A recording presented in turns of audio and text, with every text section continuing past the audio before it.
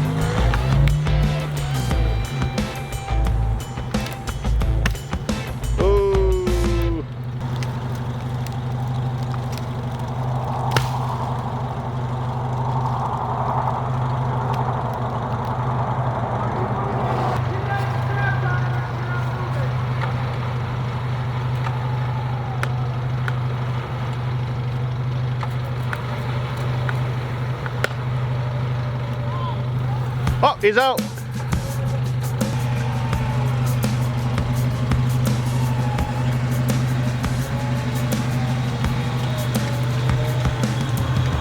One of the basic things about recovery gear is having a good winch, or having a winch, some way to actually pull yourself out. A come-along is a very basic tool. It's not something that I carry, but it's something that I first started out when I first was wheeling. It would pull you, could pull you out, and it's manual labor to pull it, but as things progressed, I was able to upgrade to a winch. Currently, I'm carrying a Badlands Apex 12,000 pound winch mounted on the front of the bumper. It's synthetic rope, and it's been absolutely unstoppable for me. So for someone who's on the cheaper side then, do you recommend them getting a more of a cable come along or the strap come alongs? A cable come along I would prefer would be better, just because it can generally pull more strength than like a synthetic or like a strap. And it is less likely to break when you're trying to pull a vehicle. The straps are good for like boats or things like that, but my preference was always a cable. But you should still have a snatch block though when you have it come along, right? You can have a snatch block. It would double your power for the most part, but a lot of times just a straight pull, having appropriate straps, treesavers, things to hook everything up to is, I would say, more important. And far more expensive than getting a winch on board. Yes.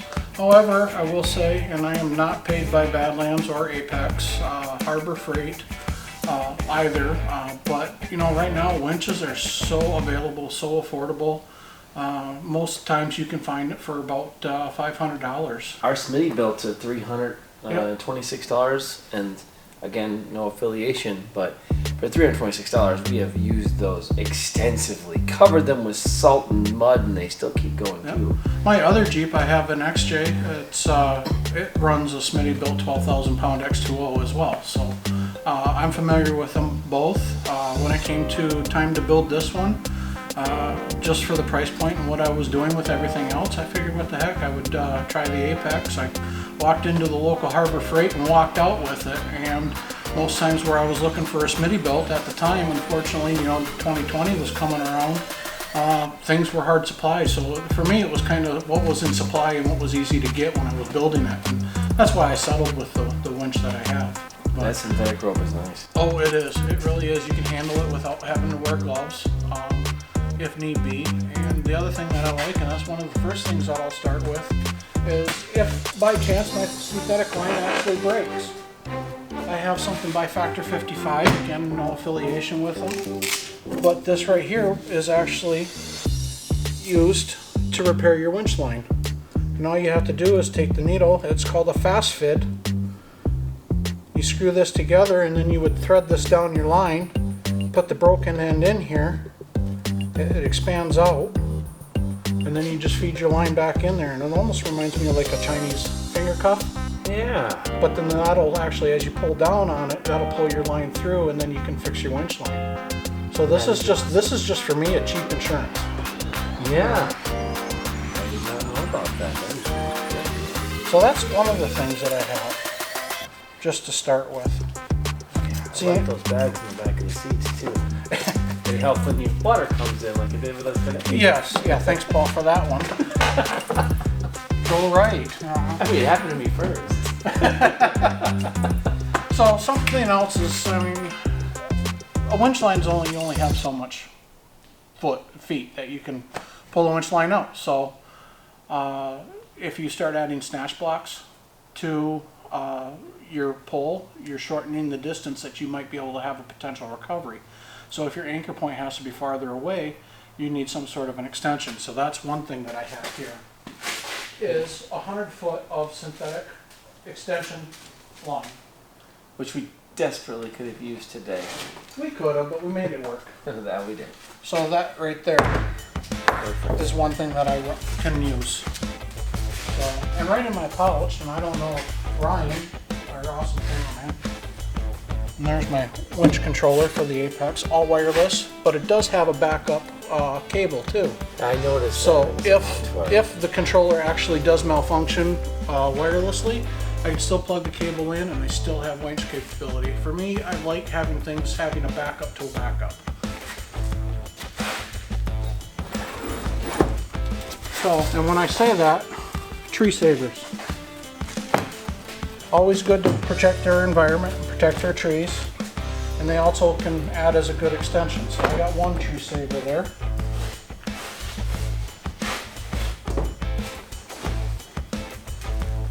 There's a second tree saver.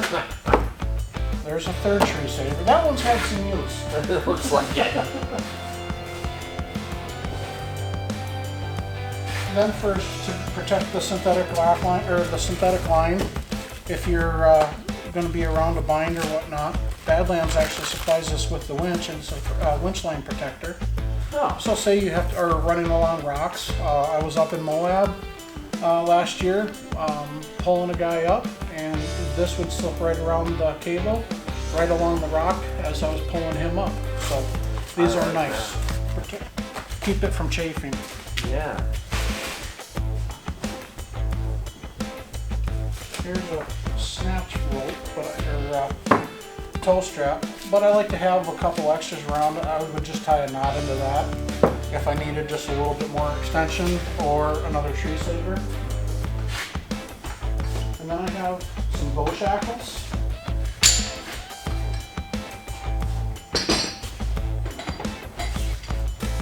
For hooking on to winch points on the vehicles, or to hook up comealongs, or excuse me, not comealongs, tackle blocks. Now, how many of those do you generally carry? Tackle blocks, snatch blocks, I normally carry 3. And there they are. The reason I do is I can do multiple different pulls. Say I don't have a good anchor point and I'm wheeling with 2 people. Case in point, like when we hooked up to your Jeep today, and I was stuck and I was using my winch, I was starting to drag you. Now if I did a double pull, I could attach this to your Jeep, run back to my Jeep, and more of the pulling power is on my Jeep and taking the strain or the amount of force that your Jeep is having to apply in order to get me out. So we definitely could have used these today. But they're also good for redirection. So that would be a problem if you're pulling somebody else out and you put a snatch block on their Jeep. Now that's going to pull you faster towards them. Right, because I'm the anchor. Not only am I the anchor point, so the load is going to be here, and the load will be here. I should be able to pull myself out that way, and it should reduce the strain there. So how would you then reduce it if, say, you're having to pull somebody out who's stuck, and now you have the winch, they don't. You're not going to be able to find a way to put a snatch block on in that to make it, if you're pulling yourself, you're going to have to use like a tree, you can cut that. Right, you'd either do another anchor point off, run a snatch block to them, run the anchor point back, or anchor your vehicle to that other anchor point. Every time you add a snatch block, if it's not for directional, you're going to gain some power, pulling power, take longer to run the winch, but yet you still can pull it out. I've seen double winch pulls, but where you set this one up, say my winch line was coming out from the Jeep, I could set this up onto yours, and then I could come back to mine with another one, and then I could run my line back to you, or I could run to another anchor point, so that this would actually be pulling. So got two forces here, and then this one's going to be the force to overcome. So as it's pulling, this one's going to come first. Well, but this has. Okay, so if you're pulling out somebody else. Yep, because the winch is here. So then, if you have it to the tree. Right. Now this is the first one that's going to go. So that's Right. how you would do it in Right, order and to it's get gonna- that pull. If you're the one with the winch and they are the ones stuck Right, without one. right. All I have also seen it where it comes back to the Jeep too, but I've never done it. But I've seen those setups. I've watched those It's a lot of setups. cable. It is a lot of cable, and that's when something like this comes into hand. It's A really lot good of people, information. and a lot of people now are going to these soft shackles. And these soft shackles, I believe, were rated at about 36,000 pounds. Everything has a rating. These snatch blocks are rated at 20,000 pounds. This is rated at 6 tons here. So, you know, everything has a rating. You always want to obviously check it to make sure there's no sign or wear or tear. This one's brand new. This one, even though it's used, is still in good condition because there's no real fraying. And you can even see through the threads, and the red threads, none of them are broke or popping up or fraying. Pair of gloves. That's important. Because sometimes you want to pull a guy, use your buddy's winch, and he's got cable. And metal burrs can hurt. Yes, they can. Yeah. I'll be swapping over. Another protector just for the soft shackles. There's to keep them from fraying, take them apart. But I've really enjoyed my soft shackle. It's been used pretty extensively. these are a lot lighter, and when you're trying to start saving space, I'm gradually working over towards these. The only time I'm leery about using these yet is with this type of a snatch block. And that's where I prefer to use the bow shackle on the snatch block. Just for the shear force because it's so thin? Yeah, because I just don't like, because of these edges aren't rounded, they're pretty sharp for the most part. So just having that metal on metal contact.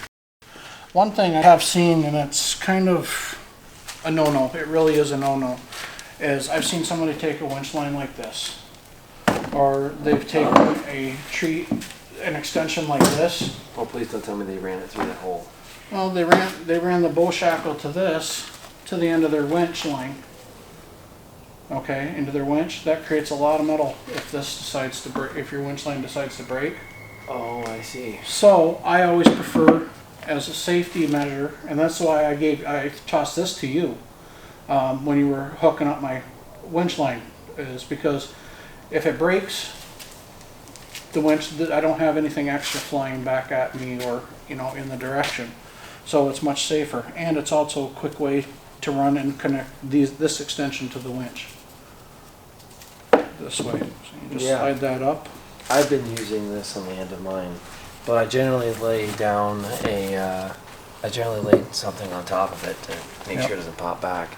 But that is a very smart thing. I only have 2 of them right now. I should probably get some more. When I use this setup to my winch, I actually remove the hook and go eye to eye. Because, because I don't want that extra weight from the hook. And you can see it's a good size hook on the front, you know, with the apex. You take that off, it's much safer. Something else that helps with the safety aspect of it is having a good winch blanket. And I have a couple of these, but this is one that I have. Oh yeah, Z Super. Yeah. And for me, this was just a Amazon special, you know. Oh, yeah. Nothing particular. Nice and wet still from that water hole. But what this does is it basically, if you drape it over your winch line like this, and it's got some weight to it, so if your winch line does happen to fail, that will actually drop down and keep that winch line from coming back at you like a bungee cord. Nobody wants to catch one of those in the face. No. So. Or through the arm or anywhere else. Right. Now, some of the bigger items that I have is with recovery gear. I can often go by myself. Sometimes I come across a tree, so I carry a battery-operated chainsaw. Nice thing over gas. I don't have to smell gas in the cab of the Jeep. You know, it takes a little bit of bar oil, and it's always quick to go, and it's instant. I mean, there's no more. When I go out, I can check my battery level. I know I'm full bars. I've cut several trees, you know, pine trees out in my backyard. 2.5 hours continuous cutting basically, and that was falling the tree and actually bucking the tree, you know, right down in the weight though. Yeah, the battery does have weight. That's probably about the same. I would compare it to a Rancher 55 chainsaw, you know. I've got the steel, the magnesium 241. It only weighs 9 pounds. It still has an 18-inch blade, or 18-inch bar, but yeah. The concept of not having to work, to have it instantly. And it is instant. I mean, it's right now. I don't have to worry about whether or not it's flooded out. I turn it on, make sure my brake's good to go, and it's instant power. That is nice.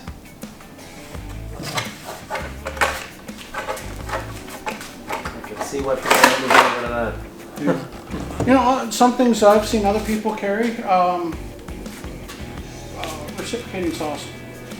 Battery operated reciprocating saws, like a Sawzall, you know, Milwaukee Fuel or whatever, Bosch, you know, DeWalt, whatever, you know, and they put like one of the big axe blades on it. And it's good for tree trimming, but even just a good old handsaw, buck saw, is a good tool to have if you come across the tree. Yeah. It could be the difference of getting in or out, even if you get something stuck underneath your Jeep you have to cut. Absolutely.